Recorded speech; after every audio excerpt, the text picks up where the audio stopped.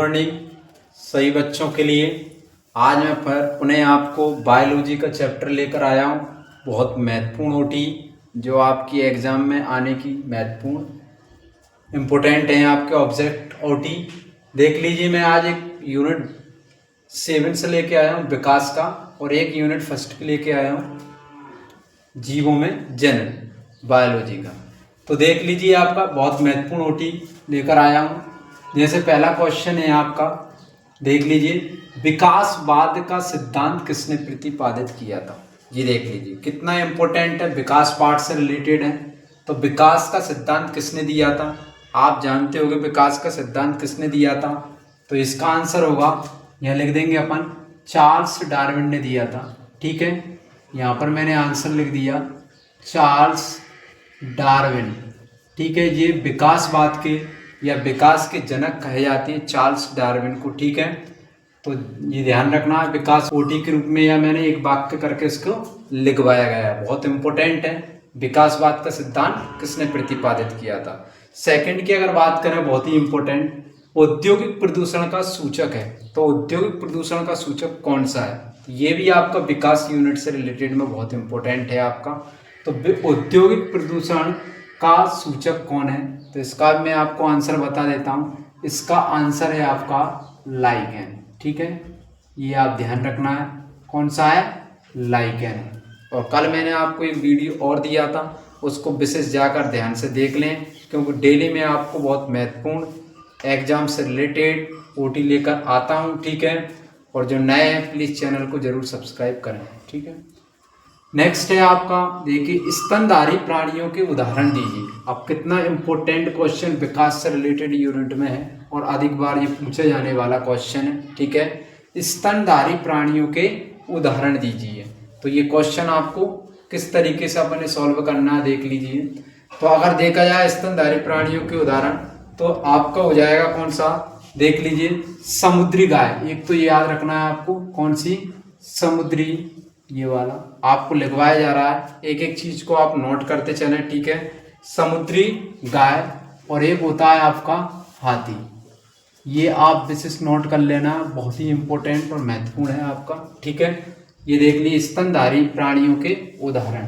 ठीक है, next question है, एक विशेष भूभौगोलिक क्षेत्र में, देख लीजिए कितना इंपॉर्टेंट है, एक विशेष भूभौगोलिक क्षेत्र में विभिन्न प्रजातियों के विकास का प्रक्रम एक बिंदु से शुरू होकर अन्य भूभौगोलिक क्षेत्रों तक प्रसारित होता है, इस घटना को क्या कहते हैं। इस तरीके का आपका एक क्वेश्चन है। ठीक है, तो इसको क्या कहा जाता है, वो देख लीजिए, अनुकूली विकिरण कहा जाता है। इसका आंसर मैं यहाँ लिख देता हूँ, अनुकूली विकिरण। ठीक है, अनुकूली विकिरण, ये देख लीजिए, यहाँ इसका आंसर लिख दिया। जो अन्य भौगोलिक क्षेत्र जहाँ तक क्या होता है, एक बिंदु से शुरू होकर अन्य क्षेत्र तक पहुंच जाता है, उस घटना को क्या कहा जाता है, अनुकूली विकिरण कहा जाता है। ठीक है, ये आपका चौथा क्वेश्चन भी मैंने आपको क्लियर करवा दिया, इंपॉर्टेंट है। फिर आपका देखिए, विकास का सिद्धांत का प्रतिपादन हुग्रू डिब्रीज ने किया। ये क्वेश्चन पूछा गया है आपका, ये आप मान के चलो सत्य और असत्य के अंतर्गत आता है। इस तरीके का एक क्वेश्चन पूछा है, विकास का सिद्धांत क्या हुग्रू डिब्रीज ने दिया था, तो ये भाई सत्य है। इसको आप यहाँ पर आंसर लिख सकते हो, क्या, सत्य, हुग्रू डिब्रीज ने किया। तो ये क्वेश्चन आपको आप पुनः बताया जा रहा है, विकास का सिद्धांत भी किसने दिया था, आपका हुग्रू डिब्रीज ने दिया था। ये भी आपका क्या, सत्य असत्य के अंतर्गत आता है। ठीक है, ये 5वां क्वेश्चन था इस यूनिट से रिलेटेड। फिर आपका छठा, औद्योगिक प्रदूषण का सूचक कौन है, ये डबल बार लिख दिया गया। औद्योगिक प्रदूषण का सूचक वही है आपका लाइकेन। ठीक है, ये आप लिख सकते हो, कौन सा, लाइकेन। ठीक है, फिर आपका जीवों में जनन, इंपॉर्टेंट, फर्स्ट यूनिट बायोलॉजी की देख लीजिए, एक कोश के जीवों की प्राकृतिक मृत्यु नहीं होती है। ऐसा क्वेश्चन आया, सत्य असत्य के अंतर्गत मान सकते हो आप। क्या एक कोश की जीव की प्राकृतिक मृत्यु नहीं होती है, राइट, ये हम नहीं होती है। इसका क्या लिख देंगे हम आंसर, सत्य है। ठीक है, बहुत इंपॉर्टेंट।